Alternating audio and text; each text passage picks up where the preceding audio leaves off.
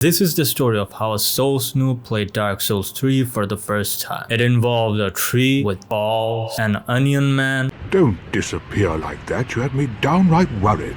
and a boss who I'm pretty sure was beating his meat before I walked in. Over the past few weeks, Dark Souls 3 has completely consumed my life, and let's be clear, most of that time was spent with me getting my ass handed to me. But it was still an incredibly fun experience, mostly because the combat feels so fair from the very start. You don't have to grind for rings and upgrades just to feel capable. I have already made a video about it, go check it out in the description. But this one is about my entire journey in this game, and man, it's been a wild ride. My name is Rio, and let's get into the video. So the plot is simple. Everyone who was supposed to protect the fire failed, and it's up to me, some random unkindled ash, to fix it. Classic. They only call me when the apocalypse hits the fan. Kinda like in real life, where people only remember me when they need me. And right from the get-go, other undead fools were trying to kill me. Whoever raised me from the dead definitely half-assed their job, because why would you raise someone for help and not clear their surroundings? Even when they needed my help, they didn't pay me my due respect. Anyway, 15 minutes in, I find this giant dude chilling in a courtyard, minding his own business. But as usual, I see peace and I choose violence.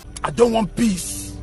I want problems, always! I pulled a sword from his chest just for the giggles, and suddenly bro stands up, revealing he has what I can only describe as stage 4 cancer on his back. And then bro started attacking me, and so I had to fight back, and after the halfway point, his cancer turned into the venom. Apparently I'm so good at this game that I defeated him first try. This is the first time ever in any Souls game I have played so far, or any video game for that matter, where I have defeated the first boss in the first try. So I patted myself in the back and said to myself, Rio, you have done something you have never done even in your real life. You have succeeded at something in your first try without the feeling of dragging your balls through razors. Anyway, then I discovered the new Farron shrine, which looks way better than what I saw in Dark Souls 1. And everything I needed was already here. Met our good old Andre, an old woman who was selling a whole lot of stuff, a dude who kept sitting on the steps the entire game, and a masked woman who helped me to level up. Anyway, then I put the curved sword into the bonfire that I took out from the chest of the boss earlier, and traveled to the high wall of Lothric. And after the usual dodging and slashing, I found the first real boss, and then I heard the music.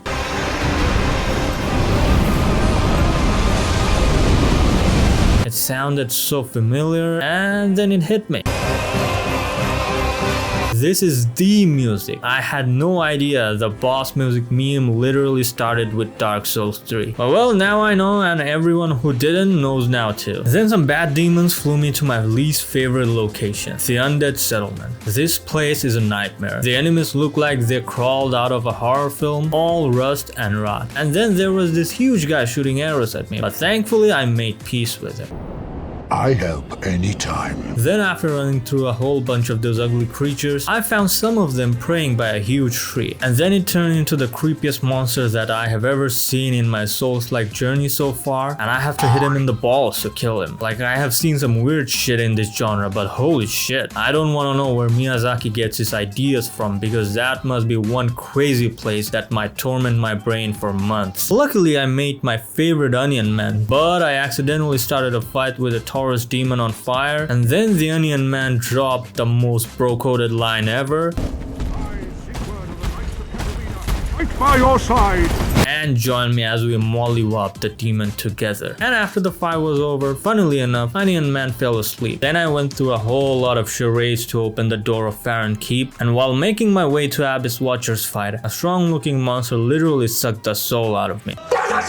Moving on, I went into the Abyss Watcher boss room, and bro was done jerking off with his clones and wanted to beat my and wanted to fight me next. Now as I started hitting him, I was like, damn, I'm doing a whole lot of damage. This is gonna be easy. But well, I got bamboozled. A clone of him rose up, and that fool had his own HP bar. And when I thought, man, this ain't right, suddenly another clone rose up, and this one started attacking them instead. I was like, what is going on? Why is he attacking himself? Even HR couldn't solve that kind of conflict. Anyway, when I finally thought I defeated him with no more Estus left, he conjured up the blood of all of his clones and magically brought out a flaming sword to terrorize my ass. And after multiple failed attempts, I finally defeated him too. Next was a tussle with some skeletons, leading to the wall near fight. His only weakness was the bangle on his wrists. It was fine, I guess. A bit of a gimmick, not my favorite design. And then I was on my way to enter this beautiful looking place, but apparently I need some kind of doll to enter this place. So I defeated the Crystal Sage, defeated the Deacons of the Deep, and got the doll and came back. But I was definitely not strong enough to fight even the regular enemies in this area. So I started fast traveling to different areas and got bigger, better, stronger. Also, if you have watched till this point, please subscribe and help me grow. Thank you. Anyways, then after getting into Lothric Castle early, I gathered a whole lot of large Titanite shards and upgraded my weapon. Then I hit a bridge blocked by 2 dragons, but I'm pretty sure this isn't the first time a content creator has had a hard time crossing a bridge. Anyway, after some parkour, I managed to kill both of them by poking the smaller dragon, but their bodies still didn't disappear like every other normal enemies. But apparently they also have stage 4 tumor on them, so I had to kill those masses to completely defeat them. Then I went back to that beautiful place and finally I faced off against Pontiff Sulyvahn, and according to Soul's community, he's one of the hardest bosses in the game. Now, I watched a couple of tutorials and one of them said I could actually parry his large weapon. So I used that and weakened him very early. During the rest of the fight, I just kept myself alive from getting killed by him and his evil twin, and finally dropped him, and that too on my 3rd try. Then I traveled to Anor Londo and it looked way different than what I saw in Dark Souls 1. It was in ruins and the giant blacksmith was dead.